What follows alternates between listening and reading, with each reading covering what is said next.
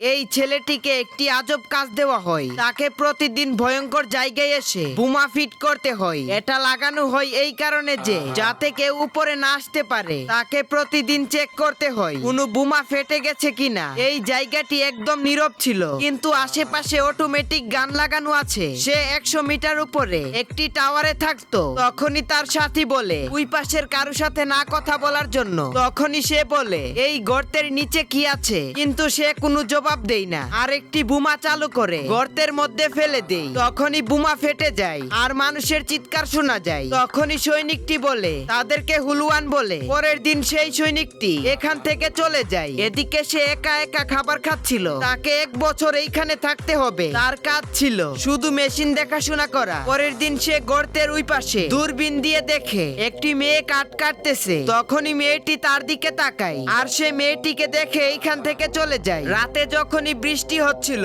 সে দূরবীন দিয়ে দেখে মেয়েটি একা একা বসে আছে। তখনই মেয়েটি তাকে দেখে মোমবাতি নিভিয়ে দেয়। এরপর 3 মাস কেটে যায়। সে বসে বসে বই পড়তেছে। হঠাৎ গুলি চলার শব্দ পায়। তখনই সে দেখে মেয়েটি সাইনবোর্ডে লিখে রেখেছে তোমার নাম কি। তখনই সে একটি সাইনবোর্ডে লেখে আমাদের যোগাযোগ করার অনুমতি নেই। তখনই মেয়েটি বোর্ডে তার পরিচয় লিখে। এরপর থেকে তারা ইশারায় কথা বলতে থাকে। এদিকে ছেলেটিও তার পরিচয় লিখে। এইভাবে তারা প্রতিদিন কথা বলতো। তখনই মেয়েটি নিচের দিকে ইশারা করে। তখনই সে দেখে কিছু একটা উপরের দিকে আসতেছে। সে জীবনের প্রথম তাদেরকে দেখেছে। তখনই সে বোমা ব্লাস্ট করে দেয়, কিন্তু তারপরেও এইগুলো উপরে উঠতে থাকে। এরপর তারা 2 জন মিলে ফায়ার করে সবগুলোকে মেরে ফেলে। টিকটকে 1000 লাইক 20,000 ভিউজ মাত্র 100 টাকা। আরো জানতে স্ক্রিনে দেওয়া হোয়াটসঅ্যাপ নাম্বারে যোগাযোগ করুন।